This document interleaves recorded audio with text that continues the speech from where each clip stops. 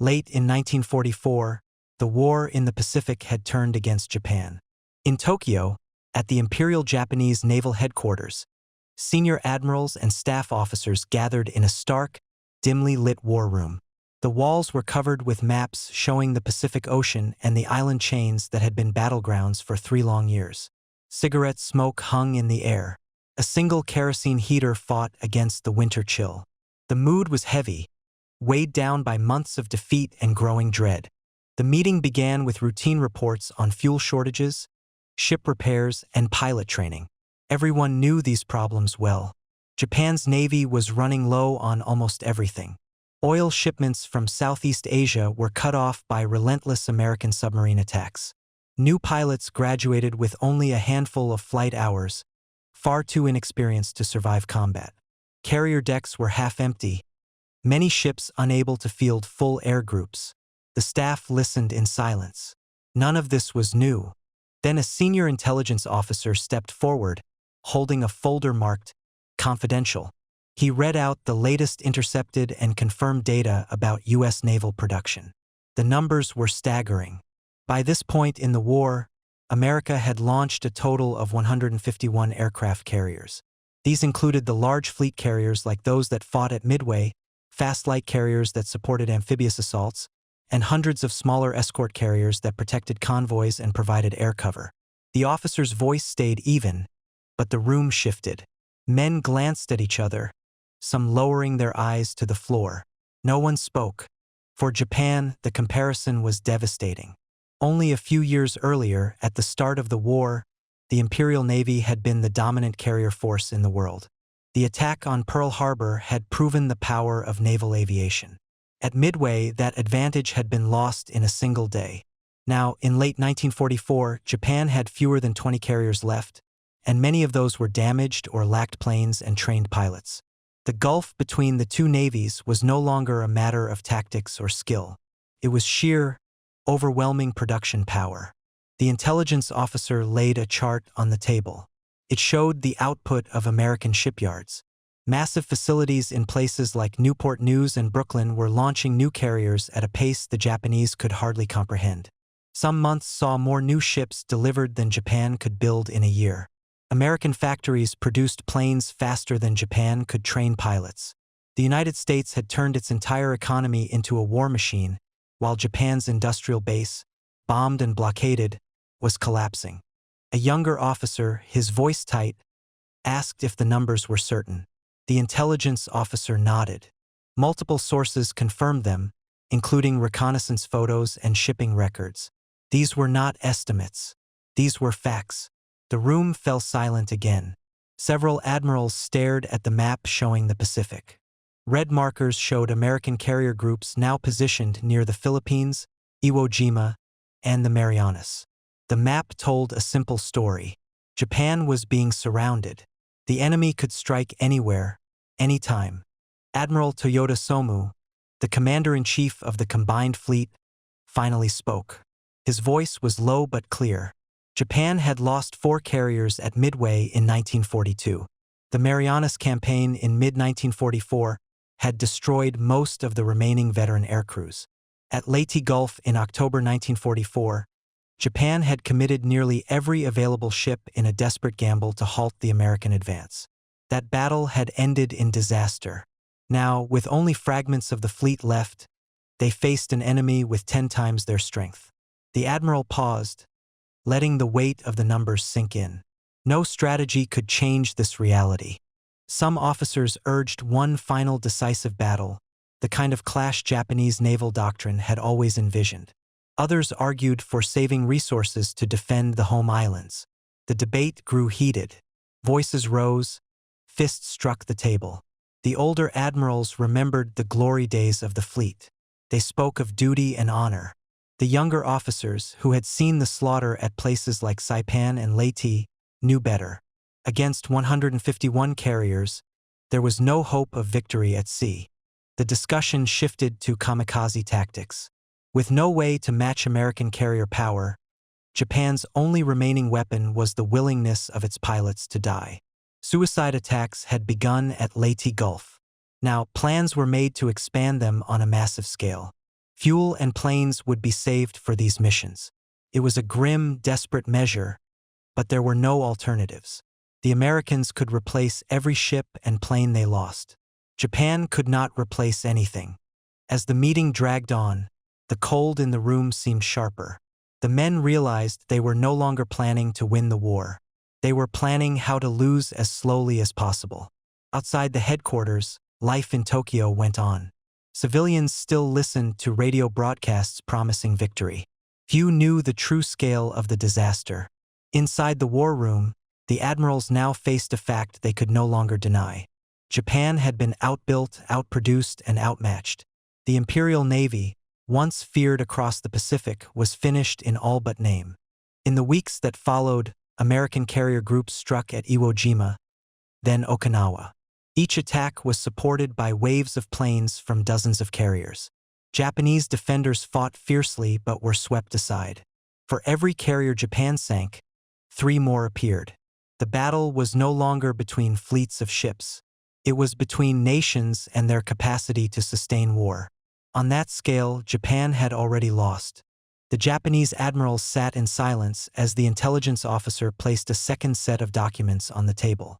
These reports were more detailed, more painful to hear. They laid out, in plain numbers, the balance of naval power in the Pacific. The officer began with Japan's remaining carriers. Fewer than 20 ships were left, and many of those could not even be called combat-ready. Several were missing large parts of their air groups. Others were damaged from previous battles and waiting for repairs that would never come. Even when repairs were made, the ships left port without enough trained pilots to man their aircraft. Fuel was so scarce that training flights had been cut to the bare minimum. Young pilots learned to take off and land in classrooms, with chalk drawings standing in for the flight deck. The officer then turned to the American figures. The United States now possessed a total of 151 carriers. This number included the large fleet carriers that had fought at Midway and the Marianas, the smaller light carriers used to support amphibious landings, and the slow escort carriers that traveled with convoys. Each ship was backed by a system of supply and repair unlike anything Japan could match. The Americans had built floating dry docks and repair ships that moved forward with their fleets. When a carrier was damaged, it was often patched up at sea and returned to battle within days. Japanese carriers, once damaged, sat idle for weeks or months, if they ever returned at all. Radar technology gave the Americans another edge. Their carriers carried advanced radar sets that allowed them to detect incoming raids long before visual sighting. This meant their combat air patrols were in the air and ready before Japanese planes even reached their targets. It also allowed for more precise coordination between ships. Japanese carriers relied on older visual methods and primitive radio direction finding. By the time they knew an attack was coming, it was usually too late to stop it. Anti-aircraft fire on American ships had also improved. New guns, better fire control, and radar-directed targeting made their carrier groups almost impenetrable. Japanese pilots faced walls of flak whenever they approached. The officer paused before addressing production rates. This was the area where the difference was most striking. In American shipyards, new carriers rolled off assembly lines with startling speed. Factories in places like California, Virginia, and New York had been retooled for war production on a massive scale. Workers labored in shifts around the clock. Every month, several new carriers were launched, each fully equipped and ready for service. These shipyards were untouched by war, protected by distance and geography. Supplies of steel, engines, and aircraft flowed without interruption. Japan's shipyards told a different story. American bombers had struck many of the larger facilities, destroying dry docks and warehouses. Even when a yard was intact, there were shortages of steel and skilled workers. The blockade by American submarines cut off vital materials, leaving some ships half-completed for months.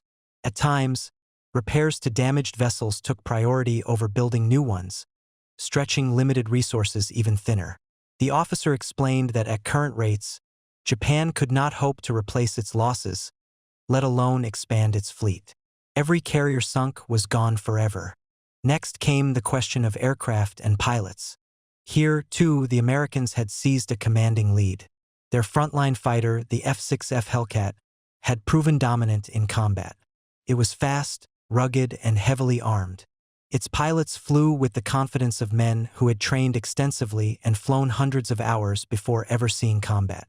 The Japanese once held the advantage with aircraft like the Zero, but that edge had vanished. The Zero was now outdated, lacking armor and firepower.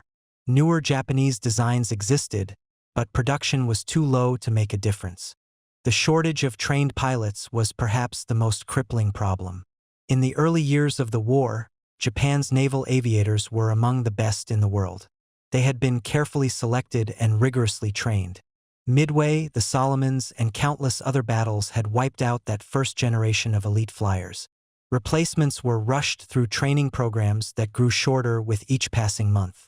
By late 1944, some pilots had logged only a handful of hours before being sent into combat. Inexperienced men flew outdated planes, often with little understanding of tactics or formation flying. Against them stood the Americans, whose pilot training programs expanded alongside their shipyards. Every U.S. carrier carried a full complement of skilled airmen, and there were reserves waiting ashore. Fuel shortages made the problem worse. Even when planes and pilots were available, there was often no fuel for practice flights. Many Japanese pilots learned procedures on the ground, drawing flight patterns on chalkboards. Their first real flight might also be their last. The Americans, by contrast, had access to vast oil reserves. Their carriers operated freely across the Pacific, never short of fuel for either ships or planes. This allowed them to train constantly and to maintain relentless pressure on Japanese positions. As the officer finished reading, the scale of the imbalance became clear. Japan faced an opponent that not only outnumbered them but could also replace every loss with ease. Each American carrier was part of a larger system, one that included supply ships, repair crews, pilot training centers, and factories back home. Even if Japan somehow destroyed a dozen carriers in a single battle, more would appear within weeks. The Imperial Navy had no such safety net. Every ship sunk, every pilot killed weakened them permanently. The admirals listened without interruption. They did not need to ask what these numbers meant. The battles of Midway, the Marianas, and Leyte Gulf had already shown what happened when outdated tactics met superior technology and production. Now the war was no longer about skill or courage. It was about who could build faster, train better, and fight longer. In that contest, Japan was already finished. The long table in the War Council room was covered in maps. Thick black lines marked the routes of convoys and task forces. Red pins showed Japanese positions across the Pacific. Blue pins showed American carrier groups. The blue pins outnumbered the red 10-1. Around the table, senior admirals and staff officers stood in silence, their faces set and drawn. The room smelled of tobacco smoke and damp paper. Outside, the city of Tokyo was quiet under winter skies, but inside this room the war felt close and crushing. An aide entered carrying a fresh report. He walked carefully, as if he were bringing bad news, which he was. He handed the folder to Admiral Toyota Somu, who scanned the pages quickly, then passed them to the others. The report confirmed what they already feared. American carrier strength was now beyond anything they could match. Intelligence estimated 151 carriers in total, spread across the Pacific. The numbers included fleet carriers, light carriers, and escort carriers, all backed by support ships, fuel convoys, and repair vessels. Toyota cleared his throat. His voice was calm, but the room felt tense. "Gentlemen," he said, "we face an enemy whose strength increases each day. Our own resources decline." He gestured to the map where blue pins surrounded the Philippines and reached toward Okinawa and Iwo Jima. "The enemy has achieved complete freedom of movement." The first response came from Admiral Kurita, whose fleet had fought at Leyte Gulf only weeks earlier. His voice was rough, his tone bitter. "We must strike them again," he said. "One last decisive battle. If we can destroy even a portion of their carriers, perhaps they will hesitate." He jabbed a finger at the map near Okinawa. "Here, perhaps, we can draw them into a trap." Several officers nodded in agreement. This was the doctrine they had studied for decades. The decisive battle, a single clash of fleets that would decide the war. It was how the Imperial Navy had always planned to fight. Pride and tradition were on their side, but reality was not. Another officer, Admiral Agaki, spoke up. His tone was quieter, more measured. "We no longer have the strength for such a battle," he said. "Our carriers are nearly empty. We lack fuel. Even our surface ships are barely operational. To fight as we once did would be to invite certain destruction." The room erupted into argument. Voices rose, each man trying to be heard over the others. Some shouted that surrender was unthinkable, that Japan's honor demanded an attack. Others insisted that the homeland must be defended, that resources should be saved for the final defense of the home islands. The table shook as fists struck its surface. Papers scattered to the floor. Outside, guards stood motionless as the noise spilled into the hallway. Toyota let the shouting continue for a moment, then raised his hand. The room fell silent. He pointed to a section of the map showing American supply lines stretching back to Hawaii and the West Coast. "Even if we destroy 10 carriers, 20 more will take their place," he said. "We can no longer think in terms of single battles. We must consider the war as a whole." His words were heavy, stripped of hope. The intelligence officer who had prepared the report stepped forward, holding another sheet. "These are confirmed numbers," he said.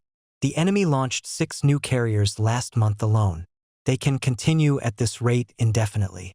Our production cannot replace even a single loss in the same time." His voice did not rise or fall. He spoke like a man reading a death notice. The younger officers shifted uneasily. Some stared at the floor. Others clenched their fists. They had grown up believing the Imperial Navy was unbeatable. Now they faced the truth. The enemy could not only outfight them but outbuild them as well. The map no longer showed a contest between fleets. It showed a tide rolling steadily toward Japan. Kurita broke the silence again. "If we cannot win at sea, what remains?" His question hung in the air.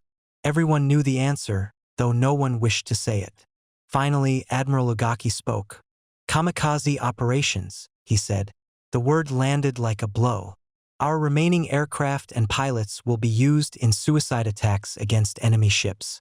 It is the only way to inflict damage without resources we do not have." A murmur went through the room. Some officers nodded grimly. Others looked away. Kamikaze tactics had begun at Leyte Gulf, but now they would become a central strategy. It was a measure of desperation, not victory. It meant sending young men to certain death because no other weapon remained. Toyota closed his eyes for a moment, then opened them. "We will prepare for the defense of Okinawa and the home islands," he said. "Our carriers will serve as decoys, drawing enemy attention while our suicide units strike." He did not speak of winning, only of delaying the inevitable. The arguments faded. The men around the table understood what had been decided. They were no longer planning to control the Pacific. They were planning how to slow the enemy's advance, how to buy time for defenses that might never be built. The maps lay before them, covered in red and blue pins. The blue pins grew denser with each new report, a visual reminder of the imbalance. As the meeting ended, the officers rose in silence. Some bowed to Toyota before leaving. Others simply walked out, their faces blank. Outside, the winter wind cut through the courtyard. The men pulled their coats tighter and did not speak. Behind them, in the war room, the maps remained, showing a battle already lost. In another week, new reports would arrive, and more blue pins would be added. Each one marked another carrier, another reminder that the enemy's strength was growing, while Japan's strength faded away. The room was quiet except for the sound of paper rustling. The senior admiral at the head of the table held a single sheet of intelligence figures in his hands. His fingers trembled slightly, though his face remained still. He stared at the numbers for a long moment, then lowered his eyes. The paper listed the total count of American carriers now in service. Fleet carriers, light carriers, escort carriers, 151 in all. The admiral's lips moved as he whispered words only those closest to him could hear. "This is no longer war," he said, his voice raw. "It's annihilation." The others heard him and said nothing. His words hung in the air like smoke. No one wanted to repeat them, but no one could deny their truth. Around the table, officers shifted uneasily. Some swallowed hard. Others kept their faces blank, trained by years of service to show nothing. The silence carried a weight heavier than any argument. Men who had fought at Midway, Guadalcanal, and the Philippine Sea now sat frozen, not by enemy fire, but by numbers on a page. The senior admiral placed the paper on the table as if it burned his hand. Another officer picked it up. His eyes widened as he read the figures. His mouth opened slightly, but no words came out. When he finally spoke, it was in a flat, lifeless tone. "They have more carriers than we have destroyers," he said. No one corrected him. No one dared to. A younger officer stood at the edge of the room, near the wall where maps of the Pacific were pinned. He had joined the Navy in the early years of the war, when Japan's victories had seemed unstoppable. His older brother had been a pilot at Midway. He still remembered the day the telegram arrived at their family home, informing them that his brother's carrier had been sunk, that his body was lost to the sea. Back then, the family had taken comfort in believing the sacrifice mattered, that Japan would prevail. Now, looking at the map and the rows of blue pins representing American carrier groups, he felt his stomach twist. His brother had died in a battle Japan could never win. He understood it fully for the first time. Each pin meant thousands of planes, thousands of pilots, and a machine of war that Japan could never match. The young officer clenched his hands behind his back, his nails biting into his skin. The pain was sharp, but it grounded him. He could not let his face show the anger and grief boiling inside. Toyota's voice broke the silence. The commander's tone was calm, but his eyes were hollow. "We will continue to fight," he said. "That is our duty." The words were expected, even required, but they sounded hollow in the cold room. No one nodded. No one cheered. They simply listened, their expressions a mix of obedience and quiet despair. The young officer's thoughts drifted as the meeting continued. He remembered his brother's last letter, written shortly before Midway. In it, his brother had described his pride in serving the emperor and his belief in the Navy's strength. He had written about a future victory and a lasting empire. Those words now felt like ghosts. The young officer wondered how many more brothers would die in the months to come, how many families would receive the same cold telegram his family had received. Outside the headquarters, Tokyo moved through another winter day. The streets were crowded with people carrying baskets of food and bundles of firewood. Children played in alleys. Workers hurried to factories that still operated despite shortages and bombings. Most civilians did not know the full extent of the crisis. The newspapers printed optimistic reports of enemy losses. Radio broadcasts spoke of certain victory and the bravery of the Imperial Navy. Even as air raid sirens wailed at night and bombs fell on distant cities, many believed Japan could still prevail. In a small tea house near the harbor, a group of men sat around a radio. The announcer's voice was confident, almost cheerful. He spoke of heroic kamikaze pilots striking fear into the enemy. He described American ships burning, enemy fleets retreating. The men listened silently, nodding as if reassured. None of them knew that the true scale of the enemy's strength dwarfed these victories. None of them had seen the map inside the War Council room or the rows of blue pins that marked Japan's encirclement. Back inside the headquarters, the mood was very different. An aide carried in a tray of tea, setting cups quietly on the table. Most went untouched. The admirals sat rigid, their minds far from the taste of tea. One of them stared at his cup, then pushed it away. "Even if every man we have fights to the death," he said softly, "it will not be enough." No one answered him. The young officer near the wall finally allowed himself to look directly at the senior admiral. He saw the deep lines etched into the older man's face, the exhaustion in his eyes. This was not the face of a commander planning victory. It was the face of a man carrying the weight of defeat. The young officer felt a strange calm settle over him. The truth was clear now. The war would continue and orders would be given, but the outcome was already set. Outside, a woman walked past the gates of the headquarters carrying a basket of vegetables. She glanced up at the tall walls and the guards in uniform. She could not see the maps inside or hear the whispers of annihilation spoken by men in dark coats.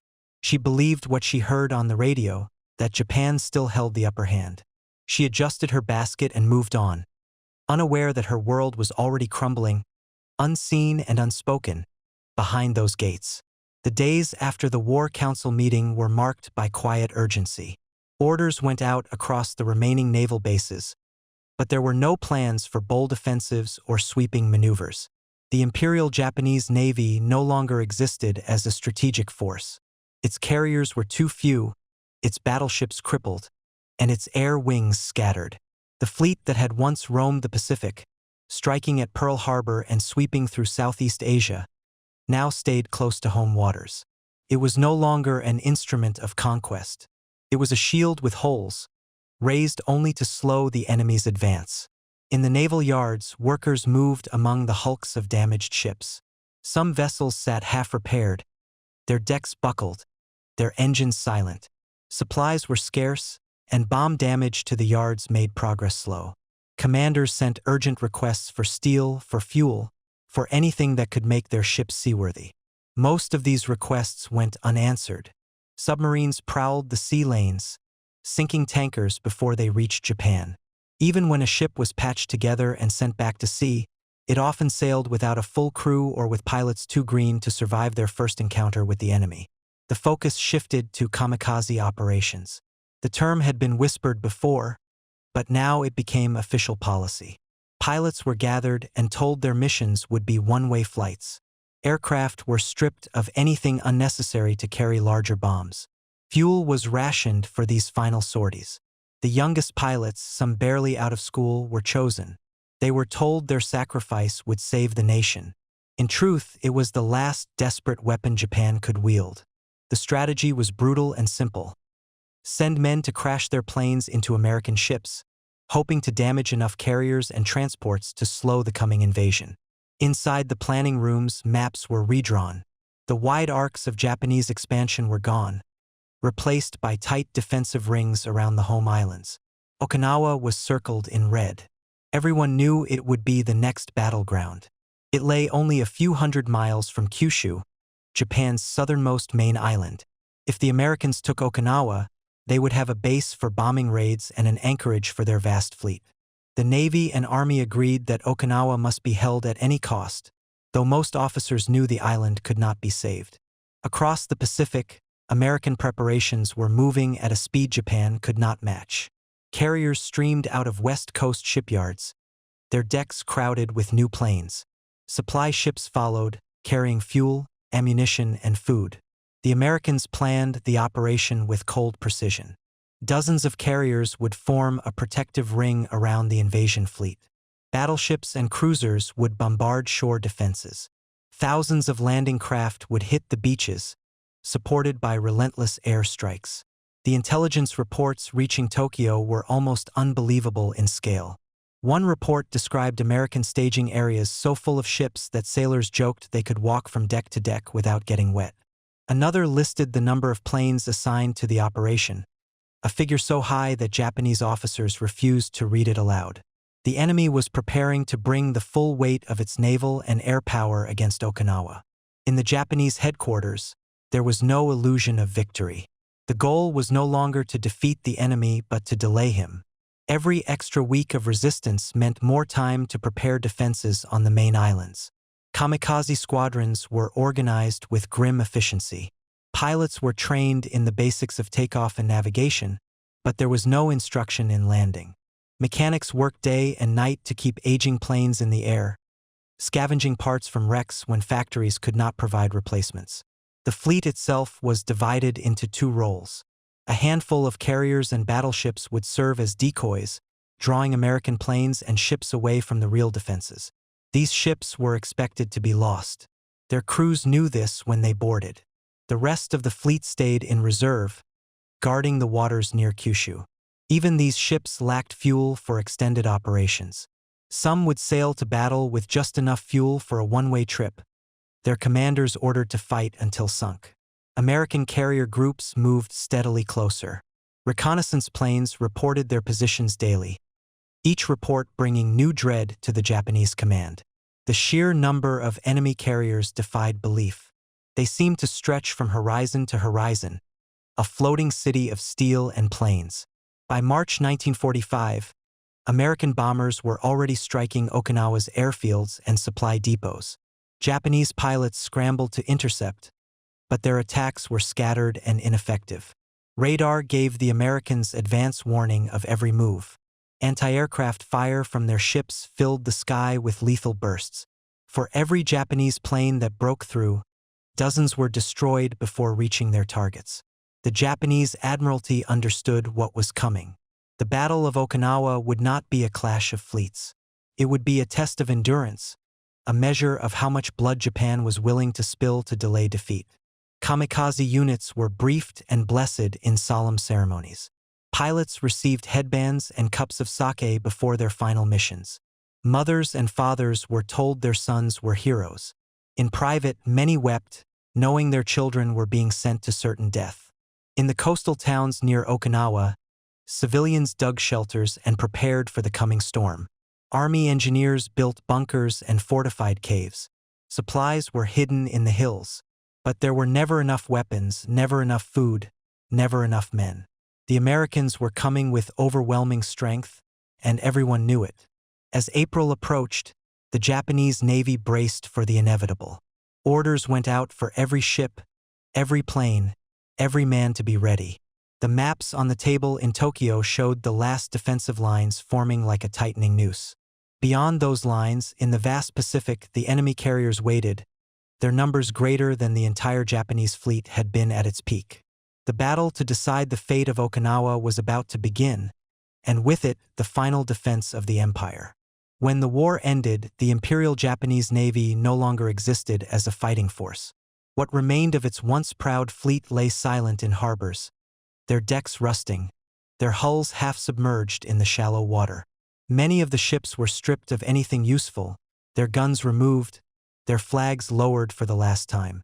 The vessels that had once carried Japan's ambitions across the Pacific now served as grim reminders of what had been lost. The mighty carriers that had struck Pearl Harbor, the battleships that had ruled the seas in the early days of the war, were gone. Those few still afloat were little more than skeletons, incapable of sailing, let alone fighting. The final months of the war had sealed their fate. At Okinawa, the last desperate efforts of the fleet had been spent. Kamikaze planes had hurled themselves against American carriers in waves, sinking a few ships but failing to alter the course of battle.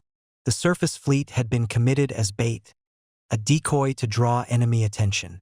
Many ships were lost without achieving anything beyond their own destruction. After Okinawa, there was nothing left to send. When American bombers began striking the Japanese homeland directly, there were no carriers or battleships to rise from the harbors and meet them. The sea lanes were open, and the enemy moved freely. For the officers who had gathered in Tokyo during those last months, the sight of their defeated navy was difficult to bear. Many had spent their entire lives in service to the fleet. They remembered the early victories, when Japan's carriers had ruled the Pacific and the world had looked on with awe. Pearl Harbor had seemed like the dawn of a new era. The capture of Singapore, the swift sweep through the Philippines and the Dutch East Indies, these had been moments of triumph. Now those memories felt distant and hollow. The same admirals who had once commanded great fleets stood on empty docks, watching ships that could not even sail. In the years after the war, some of these men wrote memoirs. In them, they spoke with unusual honesty. They admitted to underestimating the United States, not only its navy but its entire industrial system. Before the war, Japan had measured naval strength in terms of ships and planes. It had not grasped that the true measure of power was the ability to build more ships and more planes, faster than they could be destroyed. The Americans had mastered this art. Their shipyards had launched carriers by the dozens, while their factories produced planes in endless streams. Japan could never match this pace. Every loss was permanent. Every victory was temporary. One admiral wrote that he had realized the war was unwinnable when he saw the figures showing American production. He recalled the moment in the War Council when the intelligence report revealed 151 carriers. The number had been more than a statistic. It had been a vision of the future, a glimpse of a tide that could not be stopped. In his memoir, he described it as the moment when hope died, even if orders and battles continued for months afterward. Historians would later study this moment as a turning point. They noted that battles like Midway and Leyte Gulf were dramatic, but the true defeat came not on the water but in the factories and shipyards. Japan had begun the war with a navy built for swift, decisive battles. When those battles failed to bring victory, the nation had nothing to fall back on. The Americans, by contrast, had built a system designed for long, grinding war. Every time a carrier sank, another took its place. Every time a pilot was lost, another stepped forward. In time, the weight of this system crushed Japan's hopes completely. In lectures and books, historians explained how this lesson reshaped military thought. They spoke of logistics, the complex web of supply chains, training programs, and production schedules that make combat possible. They pointed out that no fleet, no matter how skilled or brave, could fight without fuel, ammunition, and replacements. The Imperial Navy had been a blade without a hilt, sharp but fragile. When it broke, there was nothing to hold it together. Modern strategists studied the Pacific War not only for its battles but for its economics. They saw how tactics and technology mattered, but only within the limits set by production. A clever plan could win a single engagement, but without resources it could not win a war. Japan's defeat showed how strategy could be destroyed by numbers alone. The men at Tokyo had faced this reality when they read the intelligence reports. They had seen that no maneuver, no gamble, could close the gap between 20 carriers and 151. The legacy of that moment lived on in the ships that were never built and the pilots who were never trained. It lived on in the rusting hulks that lined Japan's harbors in 1945, silent monuments to a dream that had dissolved under the weight of industrial power. For the Japanese people, the end of the Navy marked the end of an era. The empire that had sought to dominate the Pacific was gone. In its place was a nation forced to confront the limits of its strength and the consequences of its choices. Even as Tokyo rebuilt in the years after the war, memories of that night in the War Council room lingered.